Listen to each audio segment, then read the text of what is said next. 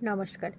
Shivshakti authentic নারী BNN জ্যোতিষ ইনস্টিটিউটের principal আমি অ্যাস্ট্রোলজার শর্মিষ্ঠা দে আজ উপস্থিত হলাম আবারও একটি নতুন ভিডিও নিয়ে আপনাদের সামনে। আশা করি সবাই সুস্থ আছেন, ভালো আছেন। জ্ঞান হলো এমনই একটি বিষয়বস্তু যা কিন্তু মানুষকে নম্র ও ভদ্র হতে সাহায্য করে থাকে, তৈরি হতে।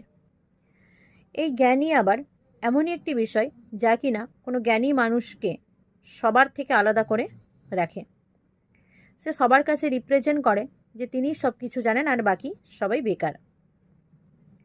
যেমন দেখা যায় কোনো অনুষ্ঠানে যদি দুইজন ব্রাহ্মণ একসাথে থাকেন, তাহলে কিন্তু ওনারা একে অপরকে দেখাতে চায় যে তুমি কিছু জানো না, আমি সব জানি, আমি শ্রেষ্ঠ জ্ঞানের দিক থেকে, তুমি বেকার।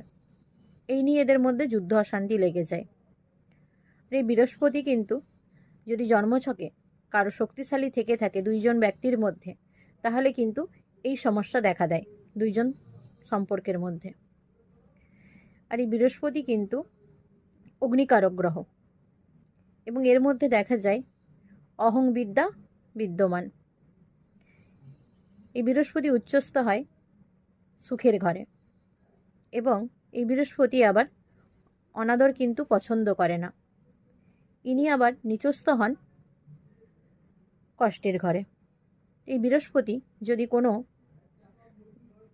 দুইজন কাপেলের মধ্যে, বিবাহিত স্বামী স্ত্রীর মধ্যে দুজনেরই যদি জন্মছকে শক্তিশালী হয়ে অবস্থান করে থাকে এই বৃহস্পতি, তাহলে কিন্তু এরা সমাজের কাছে বেস্ট কাপেল হিসেবে পরিচিত হলেও কিন্তু এদের বিবাহিত জীবন কিন্তু বাস্তবে আদৌ সুখকর নয়। আবার এই বৃহস্পতি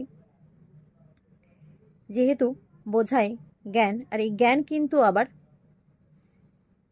অহংয়ের সাথে একে অপরের পরিপূরক। তাই জ্ঞান যত বৃদ্ধি পায়, ইগো তত বৃদ্ধি পায় একটি জাতকের বা জাতিকার জীবনে। তাই এ বিষয়ে খুবই সতর্ক থাকা উচিত সকলেরই, আমাদের। যদি ভিডিওটি ভালো লেগে থাকে অবশ্যই লাইক করবেন এবং কমেন্ট করে জানাবেন কেমন লাগলো ভিডিওটি আপনাদের। সবাই সুস্থ থাকুন, ভালো থাকুন। ধন্যবাদ।